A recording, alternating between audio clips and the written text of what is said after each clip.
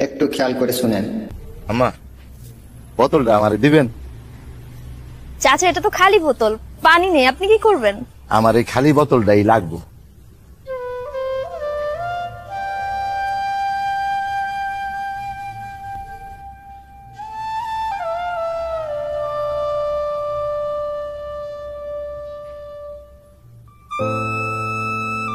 চাচা, জি মা। আপনি এরকম পায়ের মধ্যে বোতল বাঁধছেন কেন? মা, হয়েছে কি, গরম খুব, রাস্তা খুব গরম, খালি পায়ে হাঁটা যায় না, খুব কষ্ট হয়। আপনার পরিবারে কেউ নাই? মানে আপনার বাসা কোথায়, আপনি থাকেন কোথায়? না বাবা, আমার কেউ নাই, তাই একটা পোলা ছিল, ওই পোলারে আমি ছোটবেলা থেকে কোলে পিঠে করে মানুষ করছি।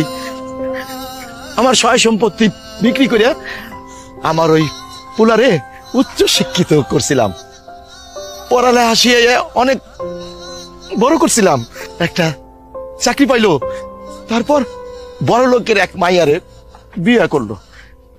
ওই মাইয়া সংসারে আসার পর আমার সংসার থেকে বাইর করে দিল, রাস্তাঘাটে থাকি, চিন্তা খাই, এই আর কি। ছি ছি ছি ছি, একটা মানুষ এত খারাপ কিভাবে হতে পারে?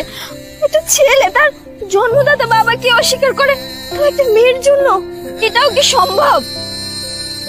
চাচা, আমার না বাবা নেই, আমার বাবা অনেক ছোটবেলা আমাকে রেখে মারা গেছে, আমি আমার বাবার ভালোবাসা কখনো পাই নাই, কিন্তু আজকে আপনাকে দেখে আমার বাবার কথা মনে পড়তেছে। আপনি আমার সাথে আমাদের বাসায় চলেন।